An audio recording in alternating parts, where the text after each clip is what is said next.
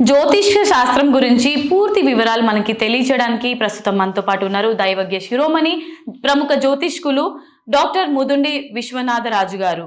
నమస్తే గురుగారు. నమస్తే. కళారాజ్ ఛానల్ వీక్షించే ప్రేక్షకులందరికీ కళాభివందనములు, హృదయపూర్వక నమస్కారములు తెలియజేస్తూ ఈ ఛానల్లో ప్రధానమైనటువంటి వాస్తు జ్యోతిష ముహూర్త విషయాల గురించి కొన్ని ప్రధాన విషయాల్ని తెలియజేయడానికి ప్రయత్నం చేస్తాను. గురుగారు, ముందుగా జ్యోతిష్య శాస్త్రం గురించి మాట్లాడుకుంటే ఈ మధ్య కాలంలో జ్యోతిష్యం అనేది మూఢనమ్మకం, అసలు అది పనికి రాదు, మేమున్నది సైన్స్ యుగంలో, కంప్యూటర్ యుగంలో ఉన్నాం కాబట్టి కంప్యూటర్ ఏది చెప్తే అది మేము పాటిస్తాము అని అంటున్నారు. సో దీని గురించి అసలు మీరేమంటారు జ్యోతిష్య శాస్త్రం గురించి? కంప్యూటర్ని తయారు చేసింది మనం, దాంట్లో అన్ని విషయాల్ని ఫీడ్ చేసేది, భోజనం పెట్టేది మనం. అయితే మనిషిని తయారు చేసింది భగవంతుడు. భగవంతుడు చేసినటువంటి మనిషి యొక్క శారీరక స్థితికి ఉన్నటువంటి శక్తి మనం తయారు చేసినటువంటి కంప్యూటర్కి ఉండదు. దాని గురించి తర్వాత వివరంగా చెప్తాను నేను. అయితే జ్యోతిషం మూఢనమ్మకమా లేకపోతే ప్రామాణిక శాస్త్రమా అనేది తెలియాలి. ఎందుచేతనంటే నాస్తికులు అయిన వాళ్ళకి జ్యోతిష్యం మూఢనమ్మకమే అవుతుంది. నాస్తికులైన వాళ్ళకి అంటే, నాస్తికులు అంటే ఎవరు? భగవంతుడు లేడు అనేటువంటి వాళ్ళకి జ్యోతిష్యం అనేది మూఢనమ్మకం. అయితే జ్యోతిష్ శాస్త్రాన్ని మొట్టమొదటగా రాసినటువంటి పరాశర మహర్షి. పరాశర మహర్షి ఎవరంటే వేదవ్యాసుని యొక్క తండ్రి. వ్యాసం వశిష్ఠనప్తారం శక్తే పౌత్రం కల్మషం పరాశరాత్మజం వందే సుఖతాతం తపోనిధిం అన్నాడు. అంటే పరాశరుని యొక్క కుమారుడు వ్యాసుడు. వ్యాసుడు ఎవరు? చతుర్ వేదాలని రచించినటువంటి, ఆదాలని విడదీసినటువంటి వ్యక్తి. తరువాత మహాభారతాన్ని రాసినటువంటి వ్యక్తి, 18 పురాణాలు రాసినటువంటి వ్యక్తి. భారతీయ సంస్కృతికి వ్యాస భగవానుడు పునాది లాంటివాడు. ఆయన లేకపోతే భారతీయ సంస్కృతే లేదు. ఆయన ఆది గురువు. వ్యాస పూర్ణిమ అని మనం చేస్తాం, పూర్ణిమ. అది ఆ వ్యాసుడు, ఆ గురువు గారు, ఆయన్నే మనం తలంచుకుని జరుగుతుంది. ఆయన తండ్రి అయినటువంటి పరాశరుడు బృహత్ పరాశర హోరాశాస్త్రము అని ఒక గొప్ప గ్రంథాన్ని రాశాడు. అదే ఇప్పుడు ప్రామాణిక గ్రంథం. కలవు పరాశరీ హోర ప్రత్యక్ష ఫలదాయిని అన్నారు. కలియుగంలో పరాశరుడు రాసినటువంటి జ్యోతిష గ్రంథమే ప్రత్యక్షంగా ఫలితం ఇస్తుంది అని చెప్పాడు. అయితే ఆయన పరాశర హోరాశాస్త్రంలో ఏం చెప్పాడో చెప్తాను మీకు. అంటే వీళ్ళు మూఢనమ్మకాలు అన్న వాళ్ళకి సమాధానంగా చెప్తున్నాను నేను. ఆయన ఏం చెప్పాడంటే, మొదటి అధ్యాయంలో యో నరహ శాస్త్రం అజ్ఞాత్వా జ్యోతిషం ఖలు నిందతి రౌరవం నలకం బుత్వాచ అందచ్చోంచ అన్యజన్మని అన్నాడు. అంటే ఏంటంటే, ఎవరైతే, ఏ మనిషి అయితే అజ్ఞానం వల్ల జ్యోతిషము అనేది ఏమీ లేదు అని నిందిస్తాడో ఆ నరుడు తరువాతి జన్మలో అంధుడుగా జన్మిస్తాడు. అంధుడు అంటే ఎవరు? గుడ్డివాడుగా జన్మిస్తాడు. జ్యోతి అంటే ప్రకాశము అని అర్థం. ఏమిటి? ప్రకాశాన్ని నువ్వు ప్రకాశం కాదు అంటే నువ్వు అంధుడుగానే లెక్క, అంతే కదా. జ్యోతి అనే మాటకే ప్రకాశము అని అర్థం. జ్యోతికి సంబంధించినటువంటిది జ్యోతిష్యం. అయితే జ్యోతిషానికి ఆధారమైనటువంటి వ్యక్తులు ఎవరు? చంద్రుడు, సూర్యుడు. ఏమిటి? అప్రత్యక్షాని శాస్త్రాన్ని వివాదస్తేషు కేవలం ప్రత్యక్షం జ్యోతిషం శాస్త్రం చంద్రార్కో ఎత్ర సాక్షినవు అన్నారు. అంటే ఏమిటి? అప్రత్యక్షమైనటువంటి శాస్త్రాల గురించి వివాదం ఉండొచ్చు, కానీ జ్యోతిష్ శాస్త్రం ప్రత్యక్షంగా ప్రమాణం. సూర్యచంద్రులు ఉన్నారు కదా, సూర్యచంద్రుల వల్ల భూమికి రకరకాలైనటువంటి విశిష్ట పరిస్థితులు ఏర్పడుతున్నాయి. నిజమా కాదా? పౌర్ణమికి అమావాస్యకి సముద్రం యొక్క పరిమాణంలో తేడా వస్తుంది, ఆటుపోట్లు వస్తూ ఉంటాయి. మరి ఇది ఆ గ్రహాల యొక్క శక్తి ఉండటం వల్లే కదా. సూర్యుడు అనేవాడు మనకి ప్రత్యక్ష దైవం. సూర్యుడు లేకపోతే మనం 5 నిమిషాలు కూడా బతకలేం. పరోక్షంగా సూర్యుడు యొక్క కిరణాలనే మనం భోజనం చేస్తున్నాం. చంద్రుని యొక్క స్థితి కూడా అంతే. అలాగే మిగిలిన గ్రహాలన్నిటి యొక్క శక్తి కూడా అటువంటిదే. వాటి యొక్క శక్తి యొక్క ఆకర్షణ శక్తి వల్ల మన శరీరంలో ఉన్నటువంటి గురు ఆకర్షణ శక్తి, తర్వాత గ్రహముల యొక్క ఆకర్షణ శక్తి, ఈ రెండింటి యొక్క సమ్మేళనం వల్ల మన జీవితంలో జరిగేటువంటి మంచి చెడుల్ని చెప్పడం జరిగింది. అందుచేత ఏమిటంటే దేవుడు లేడు అనే వాళ్ళకి మనం జ్యోతిష్యం చెప్పవలసిన అవసరం లేదు.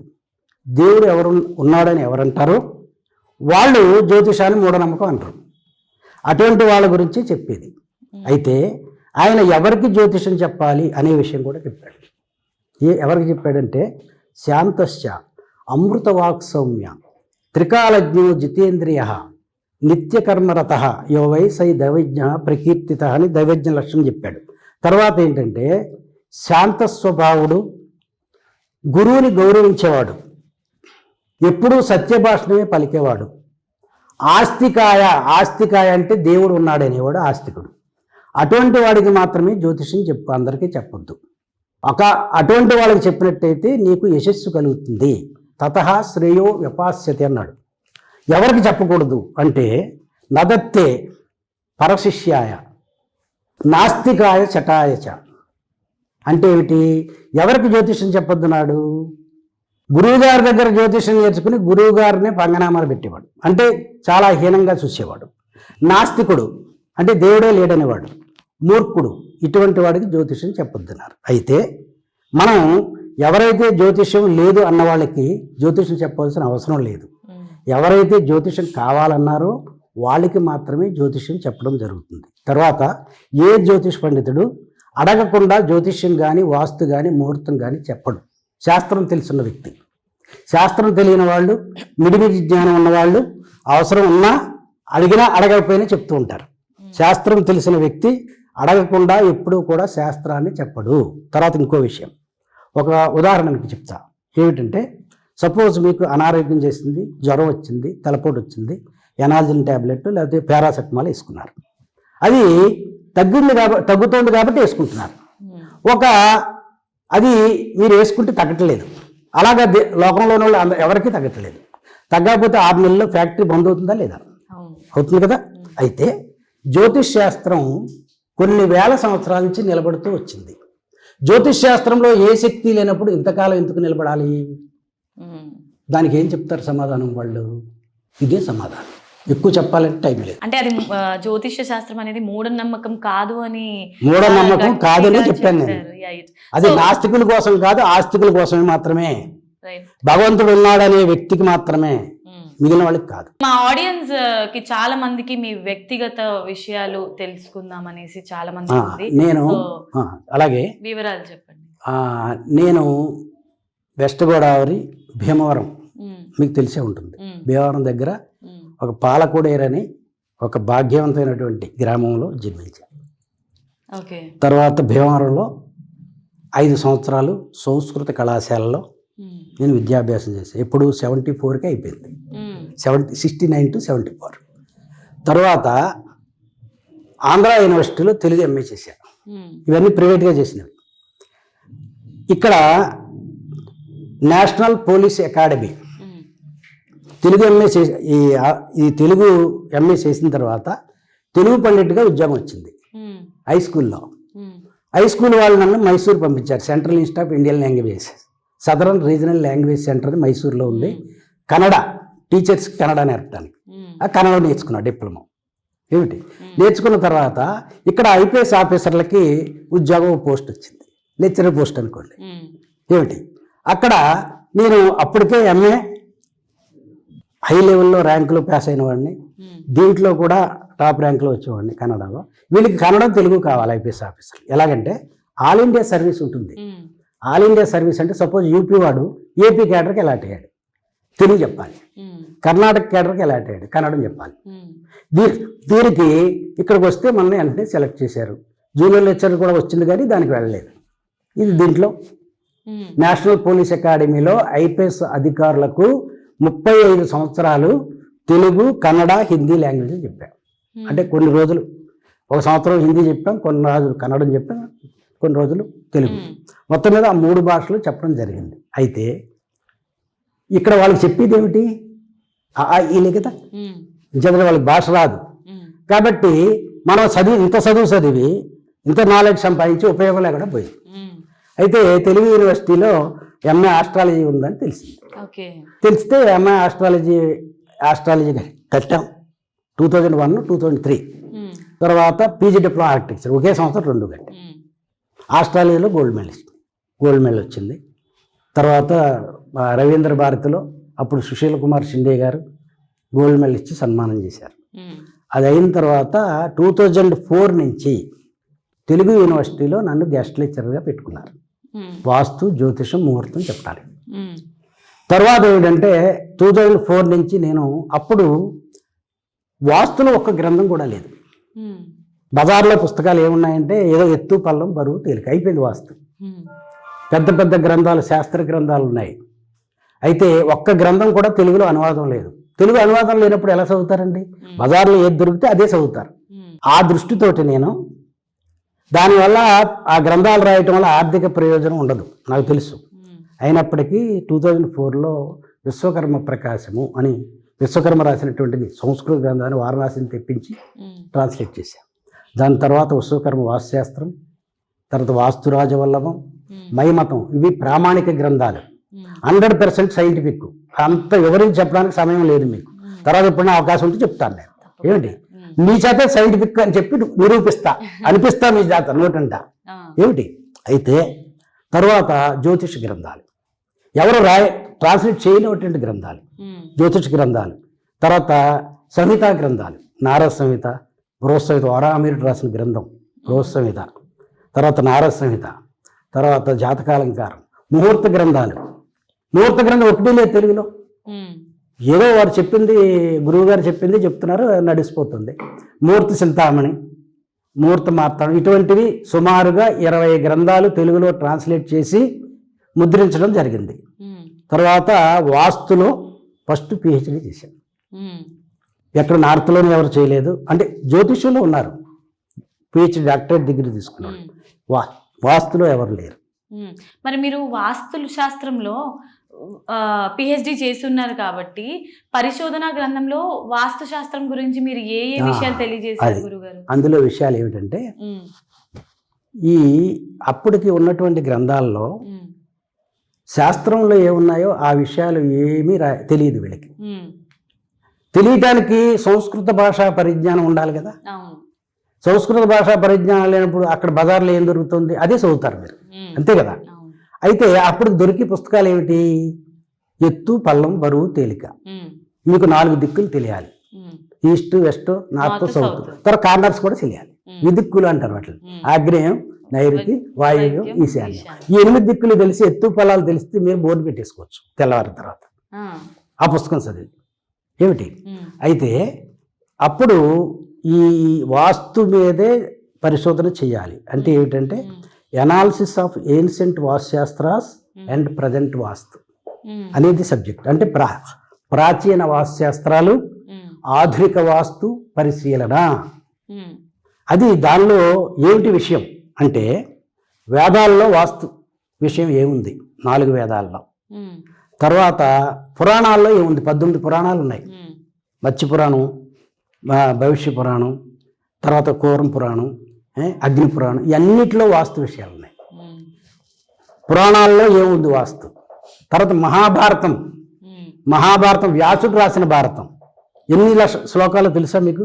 వ్యాస భారతంలో 1,05,000 శ్లోకాలు మహాభారతం గ్రంథంలో. రామాయణంలో 24,000 శ్లోకాలు. 18 పురాణాల్లో 10,000 నుంచి 80,000 శ్లోకాలు ఉన్నాయి. అది మన సంస్కృతి అంటే. ఏదో 10 పద్యాల పుస్తకాలు కాదు ఇవి.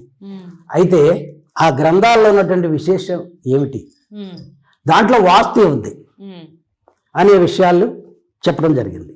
అది అయిన తర్వాత ప్రత్యేకంగా వాస్తుశాస్త్రం మీద కొంతమంది పండితులు గ్రంథాలు రాశారు. ఏది?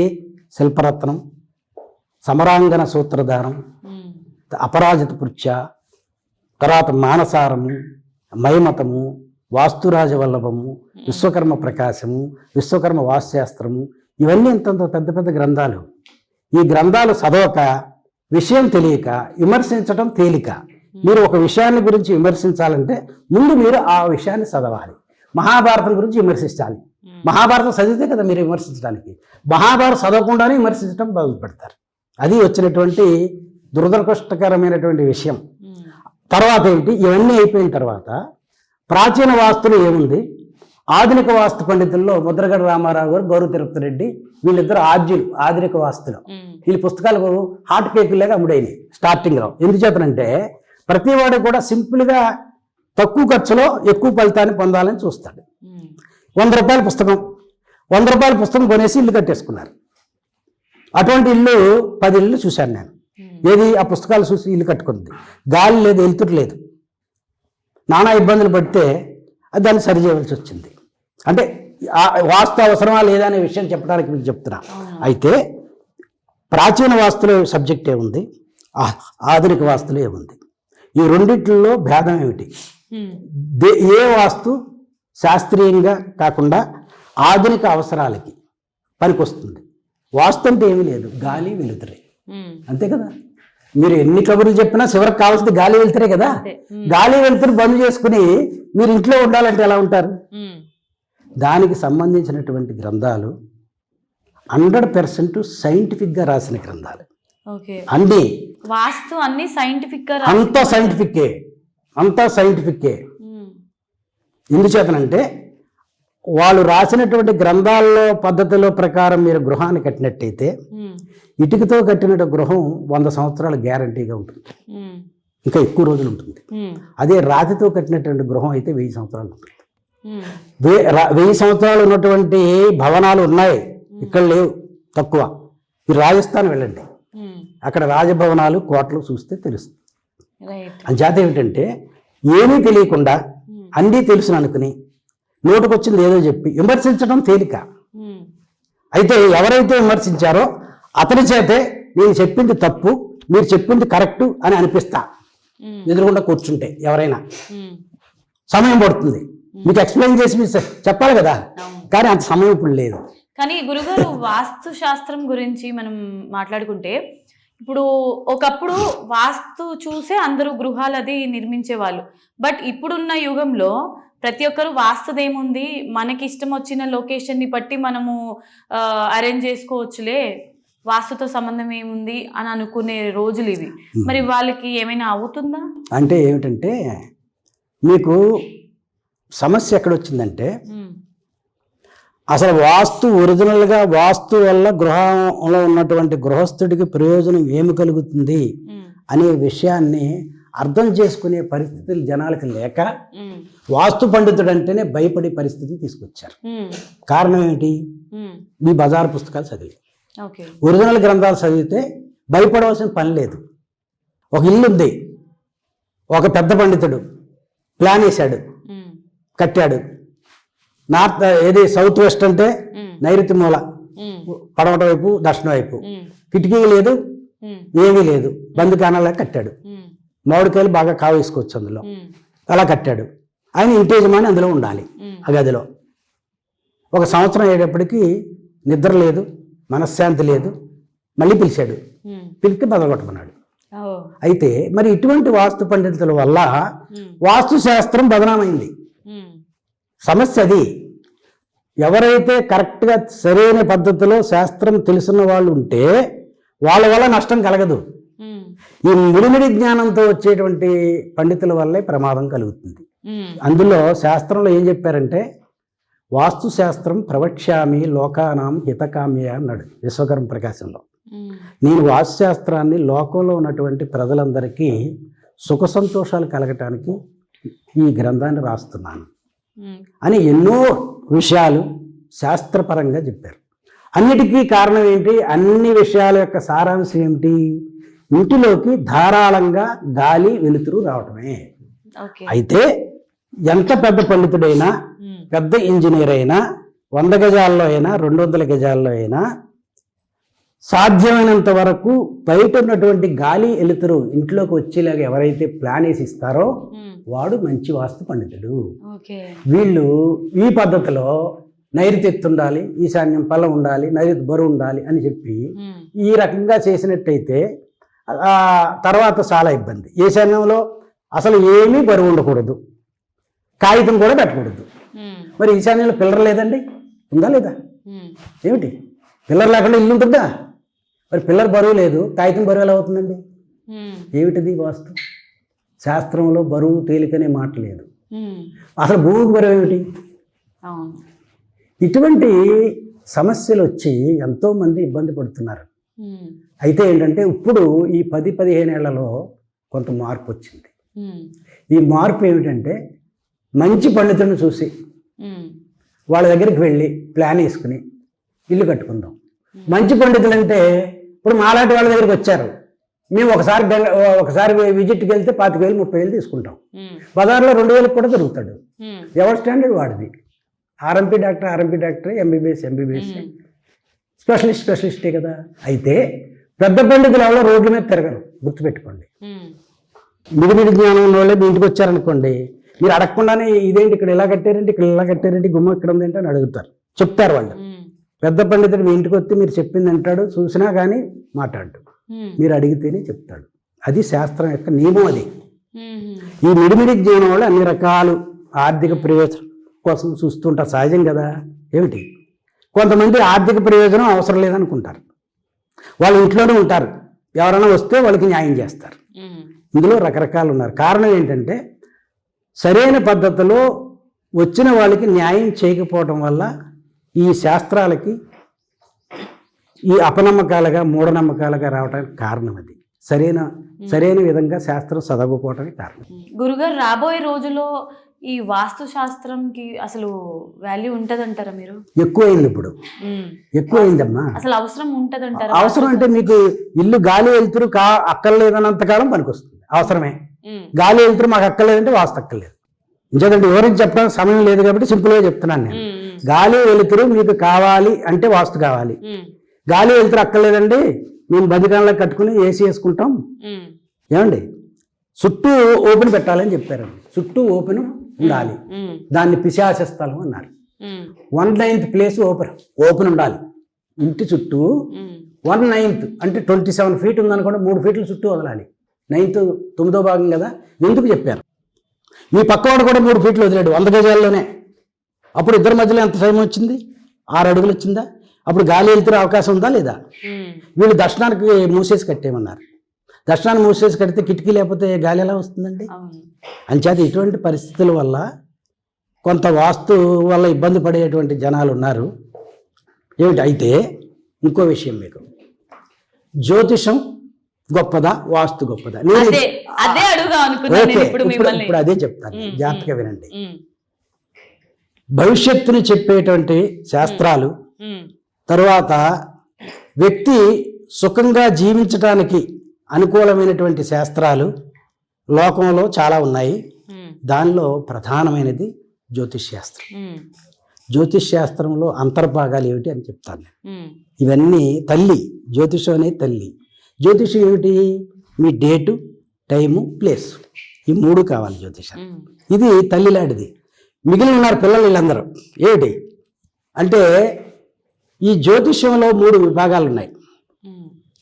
సిద్ధాంత సంహితాహోర రూపం స్కందత్రయాత్మకం వేదస్య నిర్మలం చక్షు జ్యోతిష్శాస్త్రం అనుత్తమం అన్నాడు. జ్యోతిష్శాస్త్రంలో 3 విభాగాలు: సిద్ధాంతము, సంహిత, హోర. హోర అంటే ఫలితం చెప్పేది, సిద్ధాంతం అంటే గణిత విభాగము, తర్వాత సంహితలు అంటే సామాన్యంగా జరిగేటువంటి అన్ని విషయాల గురించి చెప్పేది, సామాజిక విషయాలు. దీనిలో అంతర్భాగమే వాస్తు. జ్యోతిషంలో ఉన్నట్టు 3 విభాగాల్లో సంహితా విభాగంలో ఒక భాగం వాస్తు.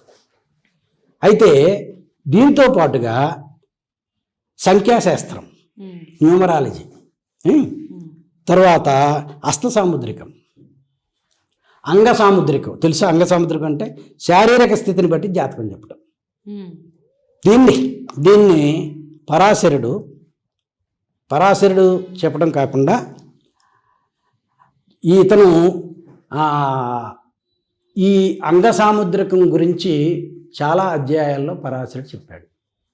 తర్వాత ప్రాయః శరీరాకారవర్తినో హి గుణదోషాశ్చ భవంతి అని చెప్పారు. సాధారణంగా ఒక వ్యక్తి యొక్క ముఖాన్ని, శరీరాన్ని చూస్తే ఆ వ్యక్తి యొక్క లక్షణాల గురించి చెప్పొచ్చు. దీన్ని అంగ సాముద్రికం అంటారు. హస్త సాముద్రికం, అంగ సాముద్రికం, తర్వాత న్యూమరాలజీ సంఖ్యాశాస్త్రం, తర్వాత తిలక సాముద్రికం అంటే ఏమిటో తెలుసా, పుట్టుమచ్చల శాస్త్రం, తర్వాత స్వప్నములు కూడా శాస్త్రమే. ఎప్పుడు ఏ సమయంలో స్వప్నం వస్తే అది జరుగుతుంది, అదొకటి. తర్వాత శకునాలంటే మనం ఇంటి బయటికి వెళ్తున్నాం, ఏదోటి వచ్చింది, దానివల్ల వచ్చే ప్రయోజనం అండి. ఇవన్నీ నమ్మకం, దీని మీద నమ్మకమే మీకు ఆధారం. నమ్మకం మీద ఆధారపడిన శాస్త్రం జ్యోతిషం, గుర్తుపెట్టుకోండి. ఇది గ్యారంటీ శాస్త్రం కాదు, గుర్తుపెట్టుకోవాలి మీరు. నమ్మకం మీద ఆధారపడినటువంటి శాస్త్రము జ్యోతిష్ శాస్త్రము. ఏమిటి, భగవంతుడిని మీరు నమ్మితే భగవంతుడు చూపించమంటే ఎక్కడ చూపిస్తారు? అలా అని చెప్పి భగవంతుడిని పూజించడం మానం కదా. అలాగే ఇది కూడా నమ్మకం మీద ఆధారపడినటువంటి శాస్త్రము. దీన్ని మీరు ఎంత నమ్ముతారో జ్యోతిష్ శాస్త్రాన్ని మీకు అంతే ఫలితం వస్తుంది. ఏమిటి, హితోపదేశం అని ఒక గ్రంథంలో ఆయన చెప్పాడు. కొంతమంది విషయాల్లో ఒక వ్యక్తి వాడిని ఎంతవరకు నమ్ముతాడో అంతే ఫలితం వస్తుంది, అంతకు మించి ఫలితం రాదన్నాడు. ఎవరు వాళ్ళంటే, మంత్రే తీర్థే ద్విజే దేవే దైవజ్ఞే భేషజే గురో యాదృశీ భావనాతస్య ఫలం సిద్ధ్యంతి తాదృశి. అంటే ఏంటంటే 7 విషయాలు. దీన్ని మీరు ఎంత నమ్ముతారో జీవితంలో అందరికీ తెలియవలసిన విషయం ఇది. ఎంత నమ్ముతారో అంతే ఫలితం వస్తుంది. మీరు నమ్మితే ఫలితం వస్తుంది, లేకపోతే రాదు. ఇది 100% నిజం. ఇది ఏమిటంటే అది మంత్రం అంటే ఏదైనా దేవుడి స్తుతించేటువంటి విషయం. అసలు మంత్రం అనే పేరు ఎందుకు వచ్చింది అంటే, మననాత్ త్రాయతే ఇది మంత్ర. మననం చేయటం, రిపీట్ చేయటం వల్ల అది మన రక్షిస్తుంది కాబట్టి మంత్రం అయింది. ఆ మంత్రం మీద మీకు నమ్మకం ఉంటేనే మంత్రం చదవండి. గురువుగారు చదవమన్నాడు, ఈ మంత్రం చదువుకోమా మంచిగా అవుతుందని. అయితే మంత్రం వల్ల ప్రయోజనం ఏమిటని మీరు అడగవచ్చు. ఏమిటండి మా శ్లోకం చదివితే ఏం లాభం అని అనొచ్చు మీరు. మంత్రం చదవటం వల్ల మానసికమైనటువంటి సమతుల్యత వస్తుంది. మెంటల్ టెన్షన్ పోతుంది. అటెన్షన్ వస్తే ఏమిటి, ఏకాగ్రత వస్తుంది. ఎప్పుడైతే ఏకాగ్రత వచ్చిందో మంచి ఆలోచనలు వస్తాయి. ప్రతి విషయానికి 2 దారులు ఉంటాయి. ఎప్పుడు ఒకటి రాంగ్ రూట్ ఉంటుంది, ఒకటి రైట్ రూట్ ఉంటుంది. ఎప్పుడైతే మీరు మంత్రాన్ని జపిస్తూ ఉన్నారో మీ ఆలోచనలు సక్రమైన ఆలోచనలు వస్తాయి, రైట్ రూట్లోకి వెళ్తారు, సక్సెస్ అవుతారు. అదే మంత్రం యొక్క అంతరార్థం అది. అయితే మంత్రం కాకుండా తీర్థస్థానం అంటే ఏమిటి, దేవాలయాల దగ్గరికి వెళ్తాం కదా. దేవాలయాల దగ్గర నదీ ప్రవాహాలు ఉన్నాయి, లేకపోతే సముద్రం ఉంది, దాన్ని తీర్థం అంటారు. ఈ తీర్థస్థానంలోకి వెళ్ళినప్పుడు మీరు పవిత్రమైన భక్తి భావంతో ఎంతవరకు పూజ చేస్తారో అంతే ఫలితం వస్తుంది. తర్వాత ద్విజుడు అంటే బ్రాహ్మణుడు సద్బ్రాహ్మణుడు చెప్పినటువంటి విషయాల మీద ఎంత నమ్మకం ఉంటే అంతే వస్తుంది. తర్వాత దైవజ్ఞుడు అంటే ఎవరు, జ్యోతిష పండితుడిని మీరు అతని దగ్గరికి వెళ్ళాలనుకున్నప్పుడు ముందు అతని యొక్క శక్తి సామర్థ్యాలు ఏమిటో గుర్తించాలి. రైట్ గురుగారు, పేరుకి దిశకి ఏమైనా సంబంధం ఉందంటారు? పేరుకు దిశకు సంబంధం ఉంది. పేరుకు దిశకు సంబంధం ఏంటంటే, మీకు తెలుగులో 8 రకాల వర్గులు ఉన్నాయి. సింపుల్గా చెప్తున్నాను, చాలా విషయం ఉంటుంది కానీ సింపుల్గా చెప్తున్నాను మీకు తేలిక. ఇప్పుడు మీరు చెప్పేయగలరు నలుగురికి. ఏమిటి అదేమిటంటే 8 వర్గులు ఉన్నాయి, తెలుసా మీకు? ఆ వర్గు, కా వర్గు, చా వర్గు, టా వర్గు, తా వర్గు, పా వర్గు, యా వర్గు, శా వర్గు. 8 వర్గులు ఉన్నాయి. దిక్కులు ఎన్ని ఉన్నాయి? 8. ఇప్పుడు తూర్పు నుంచి అన్ని దిక్కులకి ఒక అక్షరం పెట్టండి. తూర్పు దిక్కున ఆ వర్గు, ఆ అంటే ఆ నుంచి ఔ వరకు అని అర్థం. ఆగ్నేయంలో కా వర్గు, కాక్క గగ్గ. దక్షిణంలో చా వర్గు, చా చ జ. అయితే ఇప్పుడు 8 దిక్కుల్లో 8 రకాలైనటువంటి అక్షరాలు ఉన్నాయి. సపోజ్ మీ పేరేమిటి? మౌనిక. ఏ వర్గులోకి వస్తుంది అది? పాపా బాబా మా. పాపా బాబా మా. ఇది ఎక్కడ వస్తుంది? వాయువులోకి వస్తుంది. చూడండి, ఆ కా చా టా తా పా. పా వర్గం ఎక్కడ వచ్చింది? వాయువులోకి వచ్చింది. అయితే వాళ్ళు ఏం చెప్పారంటే, స్వవర్గస్య పంచమో రిపువర్గం పరిత్యజ్య శేషవర్గ శుభప్రదాహ అన్నారు. అంటే స్వవర్గం మీకు పనిచేస్తుంది, దానికి ఆపోజిట్ 5వ వరకు పనికిరాదు. అంటే ఆగ్నేయం పనికిరాదు, మీకు మిగిలిన అన్ని దిశలు పనికి వస్తాయి అన్నారు. సపోజ్ అప్పారావు ఉంది, అప్పారావుకి పనోట పనికిరాదు, ఇంచేత ఆపోజిట్ పనోట అయింది తూర్పుకి. అలాగే రామారావు ఉంది, ఉత్తరం ఉంది, ఉత్తరానికి దక్షిణం పనికిరాదు, మిగిలిన దిశలు పనికి వస్తాయి. మీకు అన్ని దిశలు పనికి వస్తాయి, ఇంచేత ఆగ్నేయంలో ఇల్లు కట్టం మనం, దిక్కుల్లో కడతాం కాబట్టి 4 దిక్కులు పనికొస్తాయి. ఇది అనేది సింపుల్ గా చెప్పే విషయం, అది సింపుల్ గా వర్గులు బట్టి. అయితే గురుగారు చాలా మంది ముహూర్తాలు పెడుతుంటారు పెళ్లికి కావచ్చు, లేదంటే గృహ ప్రవేశాలకు కావచ్చు. సో ఈ ముహూర్తాల ప్రాధాన్యత ఏంటి? అసలు నిజంగా ముహూర్తాలు పెట్టడం వల్ల శుభాలు జరుగుతాయి అంటారా, లేదంటే ఇది ఒక ఫార్మాలిటీ, ఆచారం అంటారా? ఆచారం ఏం కాదు, ఏమిటి సంప్రదాయము. అది ఆచారం అనేది, సంప్రదాయం అనేది గొప్పదే. సంప్రదాయంలోనే ముహూర్తం అనేది ఉంది.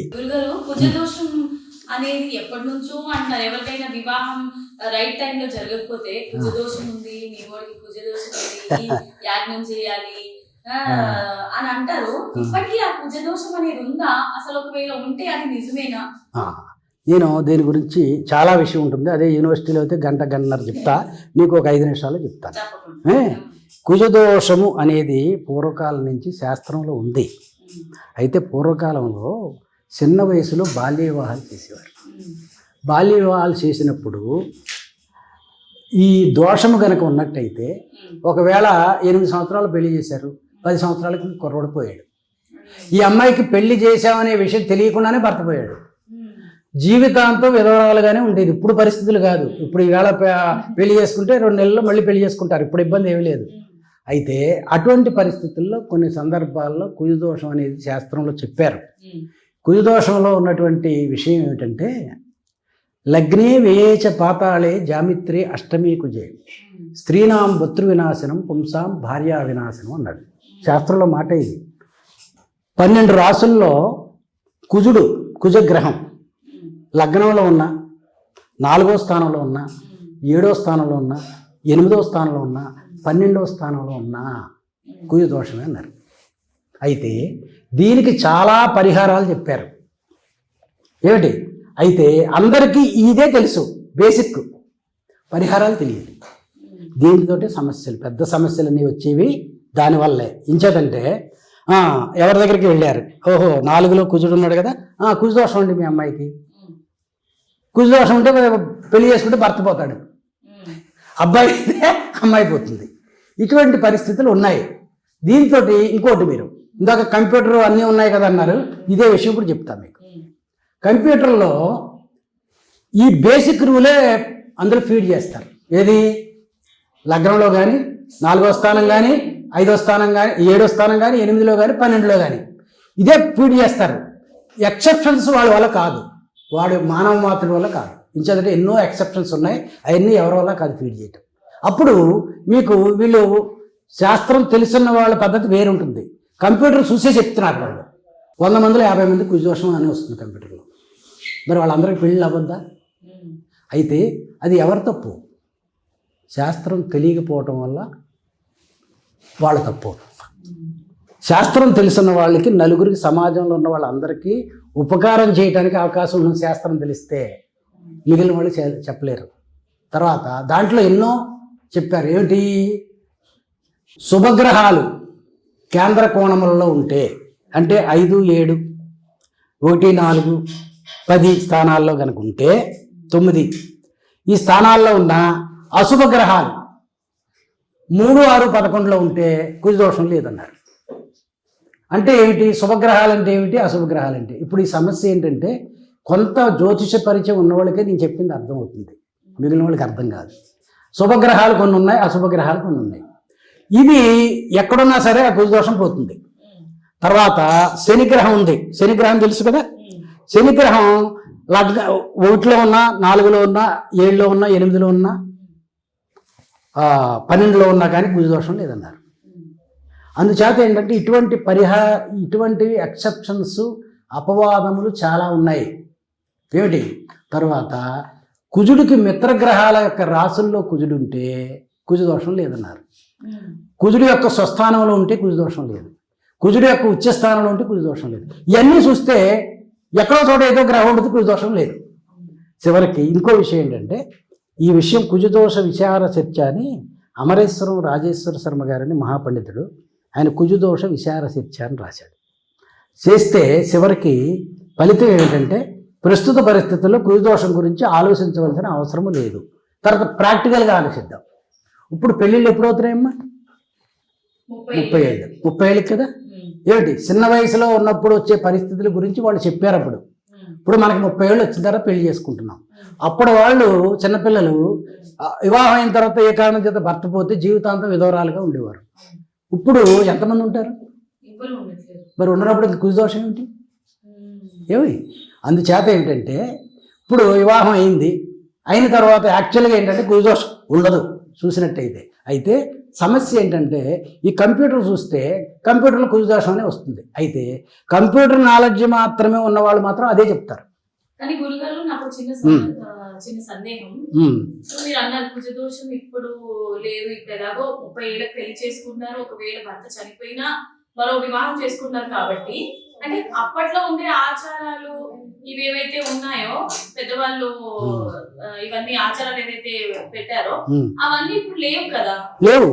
ఇప్పుడు అవన్నీ తీసేశారు కాబట్టి రాబోయే రోజుల్లో ఈ వాస్తులైనా జ్యోతిష్యులైనా లేదంటే ఈ ఆచారాలైనా అన్ని బ్రేక్ అయ్యే అవకాశం. అంటే ఆచారాలంటే అన్ని ఆచారాలని కాదు, కొన్ని మాత్రం మార్పు పొందే అవకాశాలు ఉన్నాయి. ఇప్పుడు కుజదోషం ఉంది, పూర్వకాలం పరిస్థితులు బట్టి చెప్పారు వాళ్ళు. ఇప్పుడు పరిస్థితులు బట్టి ఉందా లేదా అంటే అప్పుడు చిన్న వయసులో వివాహం చేసేవారు. అప్పుడు ఏం చెప్పారో తెలుసా? ఇంకో కొన్ని విషయాలు చెప్తాను నేను ఈ సందర్భంగా. ఋతో వర్షత్రయాదోర్ధ్వం కన్యాకుర్యాత్ స్వయంవరం అన్నాడు. అంటే ఏంటో తెలుసా? అమ్మాయి పుష్పవతి కాకుండా వివాహం చేయాలి. 14 సంవత్సరాలు 18 సంవత్సరాలు వివాహ వయస్సు. అయితే ఏమిటంటే వీళ్ళు చేసేటువంటి వయసులో చేయకపోతే అమ్మాయి పుష్పవతి అయిన తర్వాత 3 సంవత్సరాలు దాటితే తండ్రి తాతగారు అన్నగారు ఎవరు కూడా వివాహం చేయకపోతే స్వయంగా దాని ఇష్టం వచ్చిన పెళ్లి చేసుకోవచ్చు అని చెప్పారు. ఏమిటి తర్వాత అబ్బాయి అమ్మాయి ఇష్టపడ్డారు, ఇప్పుడు జరిగేది అదే కదా. ఏమిటి అప్పుడు ఏం చెప్పారో తెలుసా? అబ్బాయి కనుక అమ్మాయి కనుక ఇష్టపడితే ఏ రకమైన ఆలోచన లేకుండా పెళ్లి చేయమన్నారు. లేకపోతే వాళ్ళు వెళ్ళిపోతారు, మనం పెళ్లి చేయక్కర్లేదు. ఎందుకు ఏం చెప్పారంటే మనసః చక్షుషో యస్మిన్ వరే యస్యాంశయోషితి సంతోషో జాయతే యత్ర నాస్తి కించిత్ విచింతయేత్ అన్నాడు. ఒక అబ్బాయి అమ్మాయికి మనసు కళ్ళు కలిసినాయి అంటే ఇద్దరు ప్రేమించుకున్నారు. అప్పుడు మీరు సంతోషంగా వివాహం చేయండి, చేయకపోతే మీ పెద్ద రకం పోతుంది అన్నారు. అది ఇప్పుడు నిజంగా పనికొస్తుంది కదా. ఏమిటి పూర్వకాలంలో చిన్న వయసులో చేసేవారు కాబట్టి ఈ సమస్యలు లేవు. 14 ఏళ్ళకి 15 ఏళ్ళకి చేసినప్పుడు ఈ ప్రేమలు దోమలు లేవు. ఇప్పుడు 20 ఏళ్ళు 30 ఏళ్ళు 25 ఏళ్ళు పెట్టినప్పుడు మరి ఇటువంటివే వస్తాయి. సహజం కదా అది. 25 ఏళ్ళు అమ్మాయి పెళ్లి చేయకపోతే నేను ఉద్యోగం చేస్తున్నా, ఉద్యోగం చేశాక పెళ్లి చేసుకుంటా, ఉద్యోగం చేసి ఒక 3 సంవత్సరాలైనా నేను హ్యాపీగా గడపాలి. ఈ హ్యాపీ గడిపే సమయంలో ప్రేమలు పెళ్ళిళ్ళు జరుగుతాయి. తర్వాత రకరకాల సమస్యలు. పూర్వం ఆ సమస్యలు లేవు కదా. అందుచేత ఏమిటంటే ఇప్పుడు పరిస్థితులు మారినాయి కాబట్టి కొన్నింటిని మనం వదులుకోవాలి. కానీ కొంతమంది వీటినే ఎక్కువ తీసుకుని పల్లెటూళ్ళలో వీటికి ఎక్కువ ప్రాధాన్యత ఇచ్చి అమ్మాయికి కుజదోషం ఉంది పెళ్లి చేసుకుంటే కుదరదు, లేకపోతే అబ్బాయికి కుజదోషం ఉంది అని అంటూ ఉంటారు. ఇప్పుడు రోజుల్లో కుజదోషం అనే మాటను తీసేయవలసిన అవసరం ఉంది. అది ఎవరికి కుజదోషం ఉండే పరిస్థితి లేదు. రాబోయే రోజుల్లో ఈ జ్యోతిష శాస్త్రాలు కానీ వాస్తు శాస్త్రాలు కానీ పనికొస్తాయంటారా? కుజదోషం అనేది ఒక చిన్న విషయం జ్యోతిషంలో. అది ఒక్కదాన్ని 1% పట్టుకుని 0.01% పట్టుకుని జ్యోతిషం తప్పు అంటే ఎలాగా? జ్యోతిషం చాలా ఉంది, కుజదోషం అనేది చిన్న పాయింట్. అది అన్ని అంటే ఒక్కొక్కటి తగ్గడం అంటే పరిస్థితులకు అనుగుణంగా మనకు కొన్ని మార్పులు వస్తాయి. పరిస్థితులకు అనుగుణంగా మార్పులు వస్తాయి. ఒరిజినాలిటీ ఎక్కడికి పోదు. ఏమిటి ఒరిజినాలిటీ అనేది ఎక్కడికి పోదు. పరిస్థితులు బట్టి కొంత ఇప్పుడు ఇది ఉంది, ఇది ఇప్పుడు చిన్నప్పుడు పెళ్లి చేసేవారు, ఇప్పుడు 30 ఏళ్ళకి చేసుకుంటున్నారు. కాబట్టి ఇప్పుడు శాస్త్రంలోనే ఉంది ఈ రకాల కారణాల వల్ల కుజదోషం ఉండదని. అయితే ఈ విషయాలు తెలియనప్పుడు మనం నలుగురికి ఇబ్బంది కలిగించే పరిస్థితి వస్తుంది. తెలిసినప్పుడు తెలిసిన వ్యక్తి దగ్గరికి వెళ్ళారు, ఎంతోమంది కుజదోషం అంటున్నారంటే మా అమ్మాయి కానీ నా దగ్గరికి వచ్చారు. నేను చెప్పాను మీ అమ్మాయి కుజదోషం లేదు, ఒకవేళ కుజదోషం అంటే ఎవరైనా అంటే నాతో మాట్లాడమని నేను చెప్తా. అయితే సమస్య ఏంటంటే ఎవరికైతే శాస్త్రం రావాలో శాస్త్రాన్ని సక్రమంగా అధ్యయనం చేయకపోతే సమాజం పాడైపోతుంది. ఎందుచేత వివాహం ఉంది, వివాహ విషయంలో ముహూర్తం ఎలా పెట్టాలి, ముహూర్త విషయం వచ్చింది కదా, ముహూర్తం ఎలా పెట్టాలి, ముహూర్తంలో బేసిక్స్ పాయింట్స్ తెలిసిన వాళ్ళు మీ అబ్బాయికి ఏవి ముహూర్తమే లేదండి, పెళ్లి ముహూర్తం గృహప్రవేశ ముహూర్తం లేదంటారు. అయితే వాళ్ళకి సంపూర్ణంగా ముహూర్త శాస్త్రం తెలిసి ఉంటే అటువంటి పరిస్థితులు రావు. ఎందుచేతంటే ఎవరైనా సరే ఏ శాస్త్రం నేర్చుకున్నా సమాజంలో ఉన్న వాళ్ళకి న్యాయం చేయటానికే కదా, వాళ్ళని అన్యాయం చేయటానికి కాదు. మీరు సక్రమంగా శాస్త్రాలు నేర్చుకుంటే అందరికీ న్యాయం చేయగలుగుతారు, లేకపోతే చేయలేరు. ఏమిటి ఇంకా ఇంకా వివరంగా వెళ్ళటానికి ఏమిటంటే అది శాస్త్రం తెలిస్తేనే కానీ తెలియదు వాళ్ళకి. షోడశ సంస్కారాల గురించి చెప్పండి గురుగారు. ఇది పెద్ద విషయం అయితే మరి సాధ్యమంత వరకు తగ్గించి కుదించి చెప్తారు. తప్పకుండా. షోడశ సంస్కారాలు అంటే 16 సంస్కారాలు. భారతీయ సంస్కృతిలో పుట్టినప్పుడే కాదు, భార్యాభర్తలు పెళ్లి చేసిన తర్వాత గదిలో పంపించినప్పటి నుంచి సంస్కారం ఉంది. ఏమిటి సంస్కారాలు అంటే గర్భాధానం, పుంసవనం, సీమంతం, జాతకర్మచ, నామక్రియ, నిష్కర్మణం, అన్నాసనం, వపనక్రియ, కర్ణవేదో, వ్రతాదేశో, వేదారంభ క్రియా విధి, కేశాంత స్నానముద్వాహో, వివాహాగ్ని పరిగ్రహ అని 16 సంస్కారాలు ఉన్నాయి. అయితే అవి ఏమిటి చెప్తా. మొట్టమొదటి సంస్కారం ఏంటి తెలుసా? గర్భాధాన సంస్కారం. అంటే భార్యాభర్తలను ఇద్దరిని గదిలోకి పంపించినప్పుడు బ్రాహ్మణులు శాస్త్రోక్తంగా వాళ్ళకి సమర్థుడైనటువంటి పుత్రుడు కానీ పుత్రికి కానీ కలగాలి అని చెప్పి గర్భాధాన సంస్కారం మంత్ర సహితంగా చెప్తారు. ఏమిటి? దంపత్యోహో ఆయుర్భోగ శోభావుద్యర్థం అస్యాం భార్యాయాం ప్రథమ గర్భ సంస్కార ద్వారా సర్వగర్భ శుద్ధ్యర్థం గర్భాధానాఖ్యం కర్మ కరిష్యే అని చదువుతాడు పంతులు గారు. అంటే ఏంటంటే దంపతులు ఇద్దరికి ఆయుష్, ఆరోగ్యము, ఆనందము కలిగేలాగా నా భార్యకు అనేక గర్భము కలిగే అవకాశం ఉంది. ఇది మొదటి గర్భం కాబట్టి ఏ రకమైనటువంటి కష్టములు లేకుండా సుఖంగా గర్భం కలిగేలాగా ఈ గర్భాధానం అనేటువంటి సంస్కారాన్ని చేస్తున్నాను అని అర్థం. ఇవన్నీ చాలా ఉంటాయి. దీని తర్వాత ఏంటంటే గర్భాధానం తర్వాత పుంసవనము. ఇప్పుడు గర్భం వచ్చింది, ఈ గర్భాధాన సంస్కారం తర్వాత గర్భం వచ్చిన తర్వాత 3వ నెలలో పుంసవన సంస్కారం చేయాలి. తర్వాత 4, 5, 6 నెలల్లో సీమంత సంస్కారం చేయాలి. ఇవి ఎందుకు చేయాలి అంటే గర్భం వచ్చినప్పుడు బీజ సంబంధమైన గర్భ సంబంధమైన దోషములు ఉంటే, స్త్రీ పురుషులలో బీజ సంబంధమైన గర్భ సంబంధమైనటువంటి దోషములు ఉంటే వాటి పరిహారార్థం, తర్వాత పుట్టేటువంటి గర్భంలో ఉన్నటువంటి శిశువు యొక్క జ్ఞాన వృద్ధి కోసం పుంసవన సంస్కారం చేస్తారు. ఉత్పత్యమానస్య వైజిక గార్భిక పురుషత జ్ఞానోదయ ప్రతిరోధి పరిహారం పుంసవనం అన్నాడు. అయితే ఇదే విధంగా ఇది ఎప్పుడు చేయాలి? 3వ నెలలో చేయాలి. తర్వాత సీమంతోన్నయనం చతుర్థే పంచమే షష్ఠేవా అన్నాడు. సీమంత సంస్కారం 4వ నెల కానీ 5వ నెల కానీ 6వ నెల కానీ చేయాలి. దీని యొక్క ప్రయోజనం ఏమిటంటే గర్భము పిండం పెరుగుతూ ఉంటే వివిధ రకాలైనటువంటి రాక్షసుల యొక్క ప్రభావం గర్భం మీద పడుతుంది, గ్రహముల యొక్క ప్రభావం పడుతుంది. వాటి గ్రహముల యొక్క రాక్షసుల యొక్క దోష పరిహారం కోసం సీమంత సంస్కారం చేస్తారు. ఇది అయిన తర్వాత, ఎందుకంటే పుట్టేటువంటి బిడ్డ అన్ని శుభ లక్షణములతో పుట్టాలి అనే ఉద్దేశంతో చేసే సంస్కారం. తర్వాత ఏంటి? నామకరణ సంస్కారం. నామకరణ సంస్కారం 27 రోజు చేస్తారు కదా. అయితే నామకరణం ఎలా పెట్టాలండి? ఇష్టం వచ్చినట్టు పెడుతున్నారు. ఇప్పుడు నామకరణానికి కూడా కొన్ని నియమాలు, రూల్స్ ఉన్నాయి. నియమాలు ఏమిటి?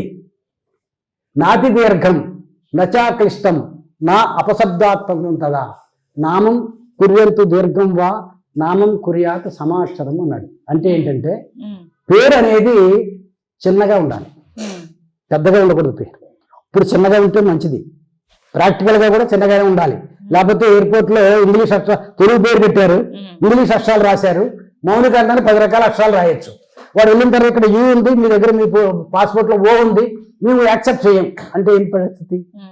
ఇటువంటి సమస్యలు వస్తాయని వాళ్ళు చెప్పారు. చిన్న పేరు పెట్టాలి. నచాక్లిష్టం పలకటానికి వీలుగా ఉండాలి,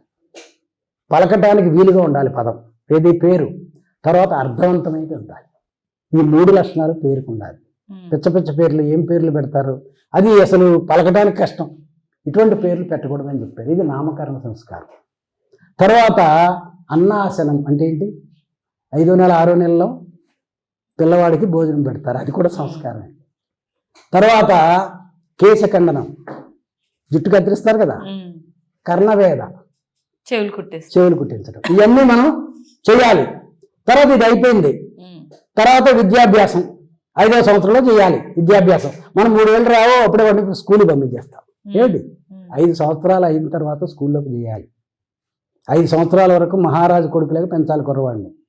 5 సంవత్సరాల వరకు వాడికి మానసికంగా శారీరకంగా ఏ రకమైన ఇబ్బందిని కలిగించకూడదు. రాజవత్ పంచవర్షాన్ని దశవర్షాన్ని దాసవత్ ప్రాప్తేతు షోడశే వర్షే పుత్రం మిత్రవదాచరేత్ అన్నాడు. 5 సంవత్సరాల వరకు మహారాజు కొడుకు ఎలా పెరుగుతాడో అలా పెరగాలి కుర్రవాడు. 5 నుంచి 16 సంవత్సరాలు 15 సంవత్సరాలు వచ్చే వరకు as a servant you have to treat. అంటే ఎందుకు? జ్ఞానాన్ని ఆర్జించేటువంటి సమయం అది. అప్పుడు మనం నయాన్న భయాన్న వాడికి చదువు వచ్చేలా చేయాలి. 16 సంవత్సరాలు వచ్చిన తర్వాత చేయకూడదు, వాడిని స్నేహితుడిలాగా ట్రీట్ చేయాలన్నారు. 16 అంతే కదా, స్నేహితుడిలాగా మంచి చెడు చెప్పాలి వాడికి. బాబు నువ్వు మంచిగా చదువుకుంటే పెద్దవాడు అవుతావు, లేకపోతే నాకు వల్లే క్లర్క్ జాయిన్ చేసుకుంటా అని చెప్పాలి. ఇది ఈ లక్షణాలు ఉండాలి. తర్వాత ఏంటంటే ఉపనయన సంస్కారం ఉంది. ఉపనయన సంస్కారం అనేది 3కే ఉంటుంది. ఎవరికి? బ్రాహ్మణ క్షత్రియ వైశ్యులకి. ఎప్పుడు చేయాలి అనేది ఉంది. ఆధానాద్ 8మే వర్షే 7మేవ అగ్రజన్మనాం రాజ్యాం ఏకాదశే మౌంజీబంధనం 12 విషాం అన్నాడు. బ్రాహ్మణుడు 8వ సంవత్సరంలో ఉపనయనం చేసుకోవాలి, క్షత్రియుడు 11లో చేసుకోవాలి, వైశ్యుడు 12లో చేసుకోవాలి. ఇది జరగలేదు. జరగకపోతే ఇంకా అవకాశం ఇచ్చారు, గౌణ కాలం అంటారు. 16 సంవత్సరంలో బ్రాహ్మణుడు చేసుకోవాలి, 22వ సంవత్సరం వరకు క్షత్రియుడు చేసుకోవచ్చు, 24 వరకు వైశ్యుడు చేసుకోవచ్చు. ఈ వేళ చేసుకోకపోతే వాళ్ళు ఆ వర్ణ వ్యవస్థకి పనికిరారు. దాంట్లో చాలా పెద్ద విషయం ఉంది, అది ఇప్పుడు చెప్తా కూర్చుంటే కుదరదు. ఏం చేదంటే అస్య కుమారస్య ఆశ్రమాధికార సిద్ధ్యర్థం అధ్యయన సంపాదనార్థం ఆయుస్తేజో యశస్శ్రీ పుష్టి కామ్యాభివృద్ధర్థం సాంగోపాంగ సకల వేద అధ్యయన అధ్యాపనార్థం మంత్రోచ్చార ద్విజాశ్రమాది యోగ్యతాఫల సిద్ధ్యర్థం ఇమం కుమారం ఉపనిష్యే అని ఉంది శాస్త్రం. అదంతా ఎక్స్ప్లెయిన్ చేయడానికి గంటపడుతున్నారు. గురుగారు ఈ మధ్య కాలంలో మహాకుంభమేళ గురించి ఎక్కడ విన్నా ఇదే మహాకుంభమేళ అని అంటున్నారు. అసలు మహాకుంభమేళ అంటే ఏంటి, దాని యొక్క ప్రత్యేకత ఏంటి, ప్రాధాన్యత ఏంటి? మహాకుంభమేళ అనేది 12 సంవత్సరాలకు ఒకసారి వస్తుంది. అది ఇప్పుడు ప్రయాగరాజ్లో జనవరి 13వ తారీఖు నుంచి ఫిబ్రవరి 24వ తారీఖు వరకు 45 రోజులు జరుగుతుంది.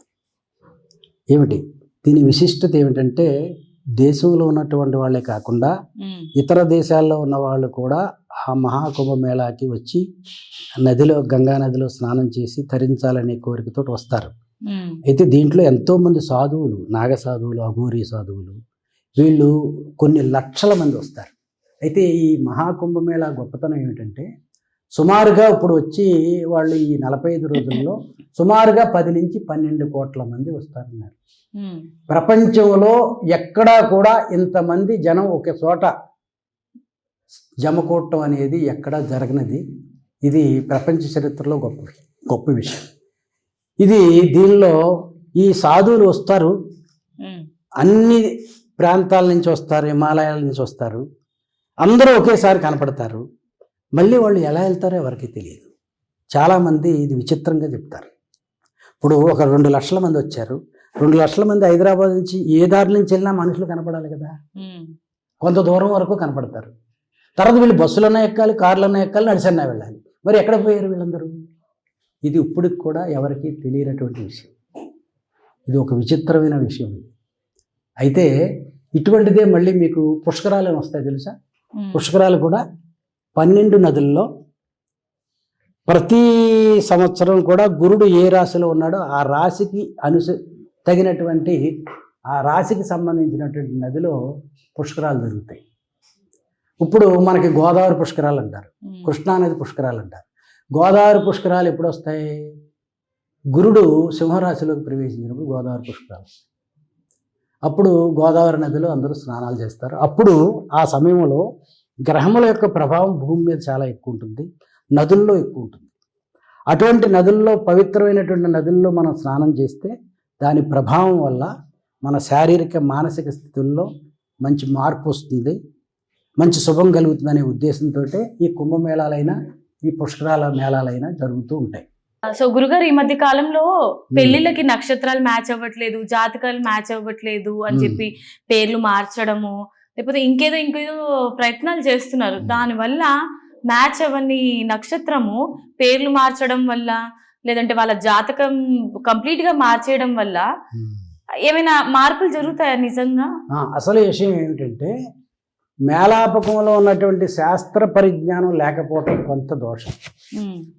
బేసిక్స్, ప్రాథమిక విషయాలు మాత్రమే తెలుస్తాయి ఎక్కువ మందికి.